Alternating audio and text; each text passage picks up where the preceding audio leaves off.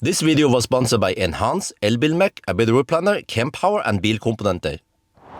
Yo, what's up? Today we are at Ionity Innlandsporten og Tangen, and we're gonna test this smart #5 Brabus. It has the same drivetrain as the Seeker 7X, but a different shape, different design, different brand, but still under Geely. There are some nice things about this car, but also some not so nice things about this car. So if you want to find out if it's worth buying it, you should check my video. So yeah, we have a front. I'm not going to open it, I can show you there. Charge port is on the left side with the right side, not the right side with the wrong side. The car is actually quite spacious. We have the same smart hidden opening there. Trunk is, yeah, big. You can lower this part to get more space. What? That was kind of weird. Let me check again. Okay, so we press here. Do you notice the lag from when you press the button until it happens? Why? Okay, you send something and it goes via the canvas or whatever, but why is it not instant? Same here, see? Oh. Seriously? That could drive me nuts, really, how slow it is, or the lag. Okay, whatever. Wait, why can't I access the rear here? This is also weird. I think there's some of the settings there. It doesn't open the back. Okay, whatever. You're gonna see the front. It has the typical smart design on things. However, some of the other smart don't remember, #2, had this kind of annoying buttons in the seat here. We don't have that. So that's great. And we had the Mercedes style adjustments here in the door. Memory though is done in the screen. If you adjust something here, see, pops up there. You can save or restore or save as even. Let me see. What happens if we do this? Save. Okay, cool. Well, another screen there, which I think is pointless. Whenever a wifey would be sitting here, she doesn't use that screen at all. Well, okay. We're gonna measure the consumption here. According to EV database, this car is slightly less efficient than the Seeker 7X. A Seeker 7X is even bigger, at least in length. But okay, so we'll just see then how it is. But it's okay, it's not that great weather today, only 10 degrees Celsius. Yeah, winter is coming. But okay, so I'm gonna go to Rudshøgda and back again. Probably just gonna start with or do I do the 90 test first? You know, I think I might want to do the 120. Sorry, well, I think I'm just gonna hammer it first. Go over here. It's a nice and smooth map. Yeah, I like it. It looks good, but however, one very annoying thing is that once you start it like this, I prefer zooming out, and then it wants to enforce. Okay, I want to have north up. That's just the way I like it. And then I want to. No, it's not sheet. No. Okay, there. My bad. Yeah, it just tends to mess up with the orientation, which I don't like. But I like to have it like this, and look at this overview, right? But then you see that it will default to another view by itself. And even if I go in the settings, auto scale, no, okay, you can't do that. All right, I tried all this, it doesn't work, so that's kind of annoying, but okay, whatever. So at least we have a trip meter, and we have some drive modes. We can go here, vehicle settings. Also, another annoying thing is that I like high regen, but it resets to medium every time after you shut down the car and come back again. So that's also kind of annoying. But since we're gonna do the range test now, we're gonna use eco mode, and then we reset one of the trips here, and then we go. Wait, here. There, all right, let's go. Okay, let's check the weight. This is outside of the regular 90, 120 loop. Front axle, 1240. The whole car, 2500. Okay, it's lighter than the Seeker 7X. Oh, okay, that's good. Slightly lighter, but still kind of heavy, man. 2.5 tons. Holy macaroni. Well, we're on the move. The first thing I noticed is that the auto steer is a bit annoying and also nervous. The curves here, they're not that sharp. Okay, there's a slight left bend coming now. It tends to hug a little bit more to the left or to the right, or go on a really weird, scary course out of the lane. So I need to babysit the auto steer. Okay, as we see, I'm trying to figure out 123 here should match 120 GPS speed. Do I actually have to go 124? Let's try. Okay, yeah, that sounds like right. All right, all good. And then here we see how many percent we will arrive with. Great, I just wonder how accurate it is. I need to measure that also eventually. And when it comes to soundproofing, it's really good. I measured this to be on the 9th place, okay, on the winter tire test. The winter tires, they are in general softer and they soak up this semi-rough Norwegian asphalt better, the noise. But still, you know, the 9th place out of around 100 cars, that's really good. Nice and quiet in here. When it comes to the ride comfort, quality, so okay, you might like this or you might not like this, but I'm slightly not liking it. Recently I tried the Tesla Model Y Performance. Its performance feels rock solid. Also has that nice comfort over the bumps, but doesn't kill your spine unlike the old Model Y, right? But here it's a bit bouncier over the bumps. Now on the motorway, it tends to bounce a bit. Also when you accelerate, I'm not going to demonstrate now, but since I'm doing the consumption, but when you accelerate, the nose tends to go a bit up. When you decelerate, the nose dips down a bit. So you get the feeling that the suspension is set to be soft, and this is no CDC or anything like that, so no adjustable damper, just has one setting, unlike the Tesla that can actually change the firmness if you want to go sport or normal. So well, it just depends on what kind of taste you have. For me though, I think I prefer the Model Y better, even though it's a little bit sportier. But I mean, we are talking about Brabus here, you know, so I would expect the Brabus to be a bit sportier or have some kind of adjustment, but no. But yeah, so other than that though, another thing I need to point out is the regen. It seems to work similar to some of the other smart but also seeker, which is that how to explain this, when you accelerate, it tends to gradually come. Yeah, the power doesn't come instant like a Tesla or actually some like Porsche or some of the other cars. So it comes a bit gradually. All right, that's fine. But when you decelerate regen, the regen also comes a bit gradually. So when you're used to many other cars like Tesla, you use your foot to change your speed, right? Up and down, negative or positive power. But because the thing comes gradually, it doesn't come instant as you expect the position, it becomes a bit not smooth. Yeah. So, well, I mean, it's Geely, it has similar behavior as Seeker, so, but I mean, no big deal, unless you wanna like pixel peep like me, yeah.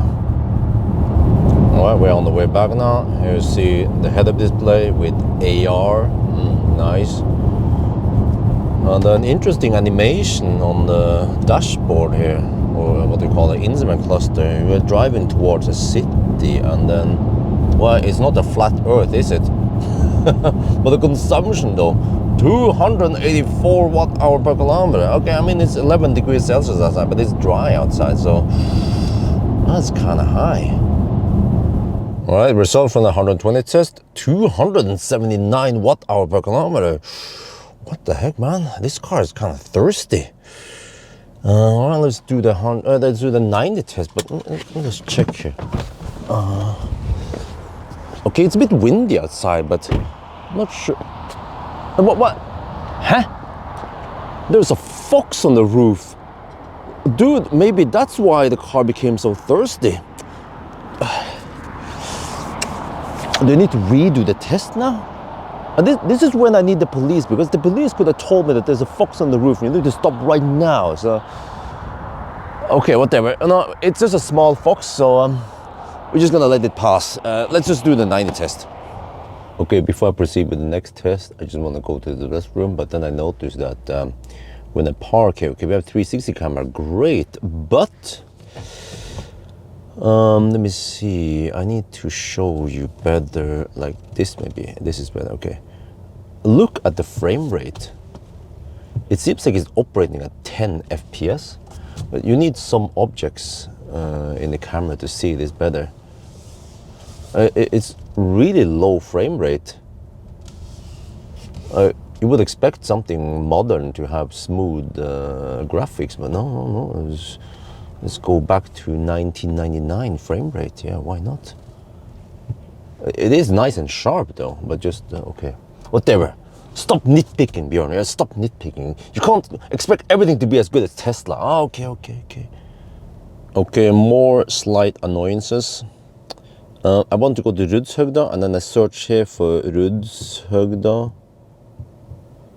And I get this kroen på, where? That's in Brumunddal. No. I want to go. Rudshøgda is over here.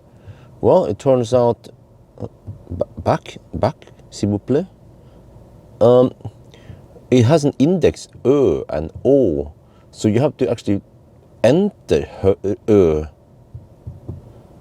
There, suddenly you find oops and Rudshøgda something here, for example. No, not there. No, back. Oops, okay, close enough, like that.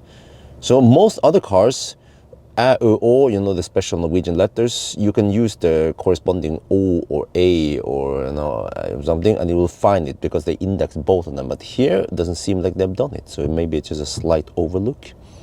But okay, let's go. All right, now we cruise again at 93 on the speedo, 90 GPS speed. Yeah, should be significantly lower consumption because I get the impression that this car is a bit boxy. It's like a brick, right? You see the visualization of the car. That was a van. It shows up as a sedan. Next car here is an ID7. Not sure if it's a station wagon or whatever. So see what it shows up. It's a station wagon. Seems like all the cars shows up as sedan. Okay. And then here, this default view now is in a map. You can choose whether you want. Here we have some weather forecast, 8 degrees Celsius. Well, that's the forecast. The actual temperature is 11 degrees. So yeah, winter is coming. Brace yourself. Now this smart is equipped with a Sennheiser sound system. How good is it? Well, let's test it out.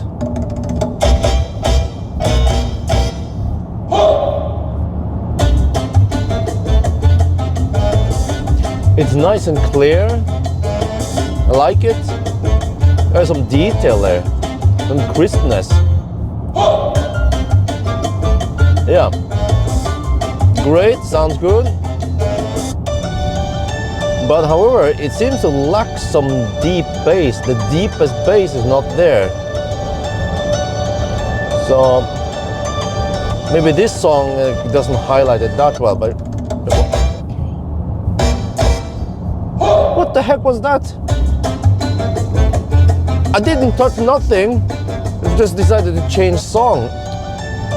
Okay, buggy OS, someone? Buggy software, anyone? I was just minding my own business. My meat was on the steering wheel, then it's changed song for me. Maybe voice control could have done something, but normally you need to say something and then input back or forward, alright? Ich weiß nicht. What the heck was wrong there? Okay. But there's some presence of bass here. However, it sounds like the bass is not that linear. There's some peaks here and there. Okay, next song. But what the heck, man? Dude, stop it. I mean, we have physical buttons on the steering wheel. No, none of that haptic shit, but still. I don't know what's going on with the sound system right now, the OS. There. Here, I can hear that there's a slight lack of deep bass. The guy's voice is pleasant though.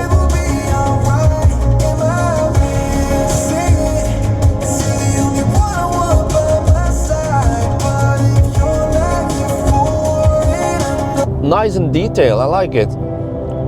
Here we're gonna listen to some rumbling in the bronze? No, I'm just kidding. Rumbling in the interior. Let's crank up the volume a bit here. Okay, there's rattling somewhere. It's because of my equipment.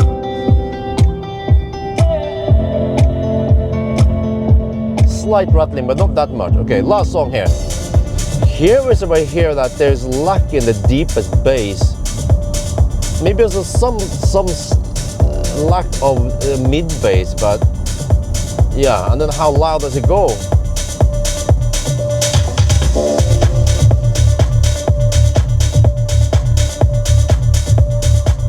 It plays relatively loud, but however the bass starts clipping as you go louder. Not that much distortion. So I mean, well, Sennheiser is a well-known brand, but I'm not super impressed. It sounds pretty good. It's pleasant at least to listen to, but it just lacks that deepest bass like you have in the high-end system. So if I give it points, maybe a 7 out of 10. We're on the way back now. I didn't bother going all the way to Rudshøgda, whatever. It should be good enough measurements. 191 watt-hour per kilometer so far. Yeah, I measured we have around 0.9% under-reporting distance. So that means that the consumption is 0.9% better than that, lower than that. However, when it comes to the map here again, man, me and my, we are not good friends with the map, yeah. When I do this, I prefer north-up view, like I mentioned. You can have it like this. Now we haven't navigated anywhere.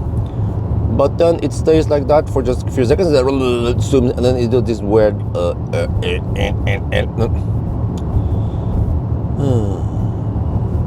Okay, in this test it was 201 watt-hour per kilometer. That is a bit high. A Model Y would consume around 140-ish, yeah, watt-hour per kilometer. So this car is around 20% thirstier than the Model Y. What the fuck say? Well, this time the fuck was not on the roof, so don't look at me. I didn't do nothing. So yeah, fun fact, if the Model Y is charging at 250 kilowatt, because it's so efficient, it equals to the Seeker charge, not Seeker or the Brabus, right? A smart charging at around 400 kilowatt. Okay, so now I have 33%. I'm gonna bring it low because, you know, when I borrowed that Mercedes CLA, for some reason, when I charge on these Ionity chargers, I got only 270 kilowatts. But then on those chargers over there, the Alpitronic, I would get 400, or at least 320 kilowatt, right? They are 400 kilowatt, whereas these are 350 kilowatt, but these are liquid cooled cables. The other are dry cable, okay, whatever. But then some people claim that Ionity, they have throttled the speed on these chargers, also at Dahl. So, well, since we have a car finally that can take 400 kilowatt, or at least 350, unlike the CLA, I need to test, do we actually get 350 on these chargers or not? And then we're going to have it. Since I'm going to do charging, I'll go to energy here, and we see here, we have this bacon icon. It just says adjust battery temperature, but it's preheating, or it could be pre-cooling. So you want to start pre-cooling it, or preheating it. I hear there's some stuff going on in the HVAC. Okay. And you can see here in the instrument cluster, there's an indication that it is preheating or pre-cooling. So that is nice. All right, so now we can just switch over to, if we go to vehicle settings here, driving, sport, no, Brabus, of course. And then you go to sound, and you enable virtual engine, roaring. Okay, let's hammer it.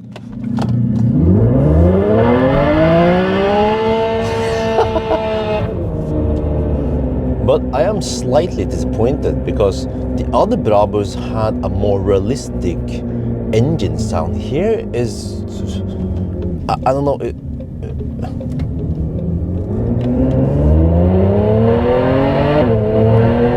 It doesn't sound as realistic. Okay, get on the motorway.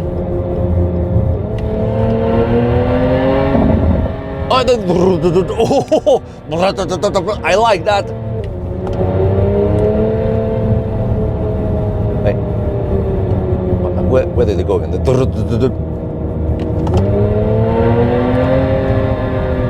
Okay, it was just random.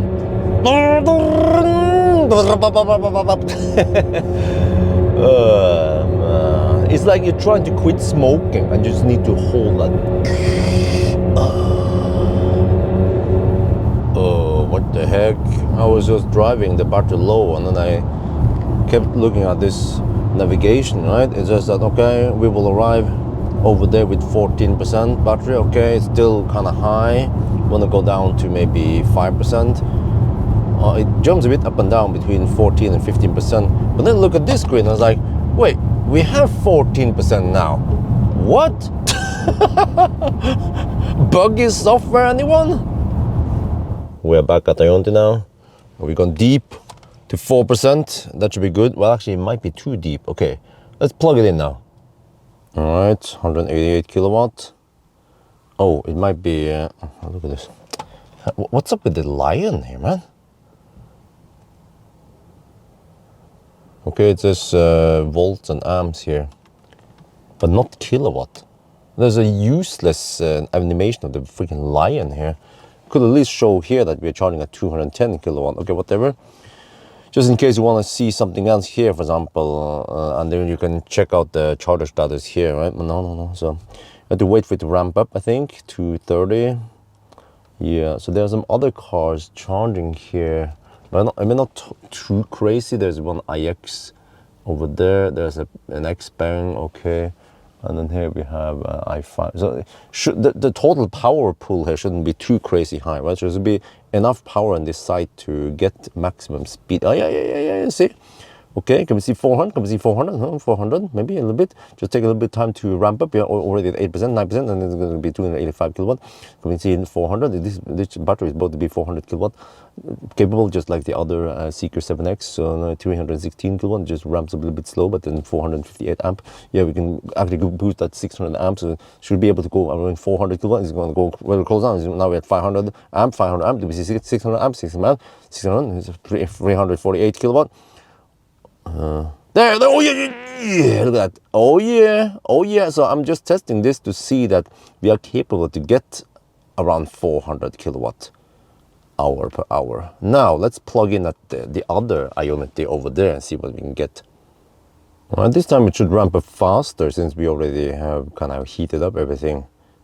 Wait a minute. Oh, it is true then. Only 270 kilowatt. Yeah, because I was getting 270 on the CLA. And I thought, okay, maybe there's a microscopic chance that for some reason the CLA would not take more on these chargers. No, so, okay, I think we're pretty sure that these chargers are limited. That is a bummer. See, we're hovering at only 389 amps. Yeah. I want to just double check at Ionity DAL to see that it's same there, because this is an ABB charger. I can show you here. There's a new version, new types, but DAL has the old tritium charger. Yep, 271 kilowatt only. And then I can show you guys the info plate here. Let's see, where is it again? Yeah, here, see, it's ABB. So, well, did Ionity actually throttle these? And why did they do that? Because you would expect that these are the fastest for the trucks, right? No, actually the fastest chargers are over there. And then the confusing part is that those chargers, they are marked as maximum 200 kilowatt, but it's definitely not 200, because Circle K and Recharge, many other CPOs, they use the exact same chargers. Those are hypercharger from Alpitronic, and they are 400 kilowatts. Okay, anyway, let's get over to DAL. When I navigate, I tried to search for Ionity DAL.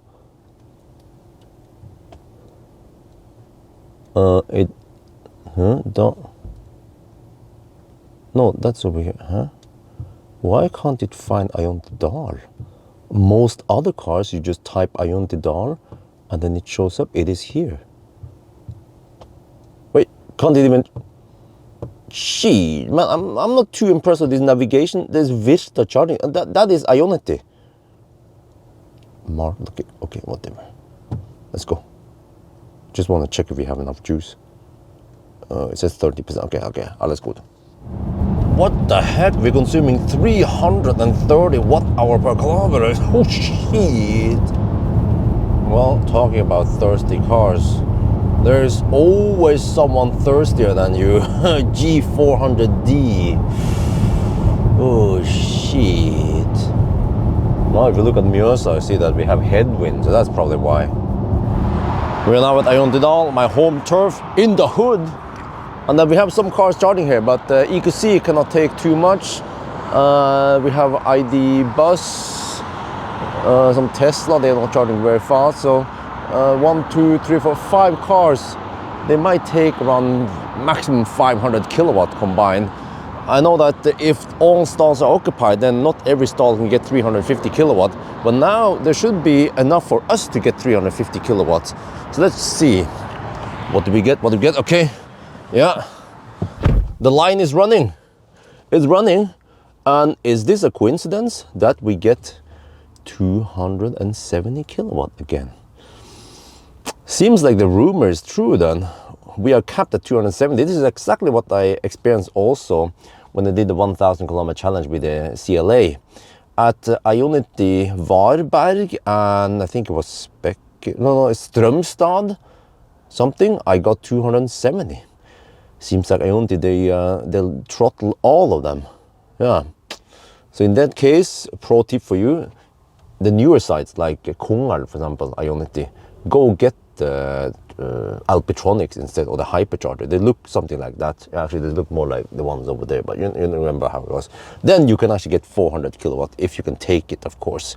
For Tesla owners, doesn't matter which charger you use. All right, we're back home now. So yeah, based on the test today, this battery is the same as the one in Seeker 7X, so we didn't have to measure that. So then we get, okay, it's slightly less range than the Seeker, but then the Seeker was tested in 21 degrees Celsius. I would assume that if we had 21 degrees today, it would be better, but probably not as good because this car is just a little bit boxier than the Seeker. But compared to the Model Y performance, that was a wet run and it was just a lot more efficient, the Model Y.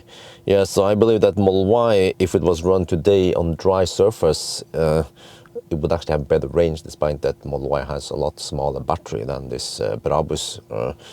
But then the IM6, yes, seems to be thirstier. There's always something thirstier. So I compare all these cars because all of them are actually performance car, and they have around, well, actually, I would rather say 550 to 650 horsepower, but the IM6 has 751 horsepower. But all of them, great cars, yeah. But then what is good with Brabus then? Plenty of space. Actually, okay infotainment. A little bit of annoyance here and there, but you know, it feels kind of modern. It's comfortable, quiet here. It goes like a rocket. It has the fake engine sound if you have problems quitting smoking.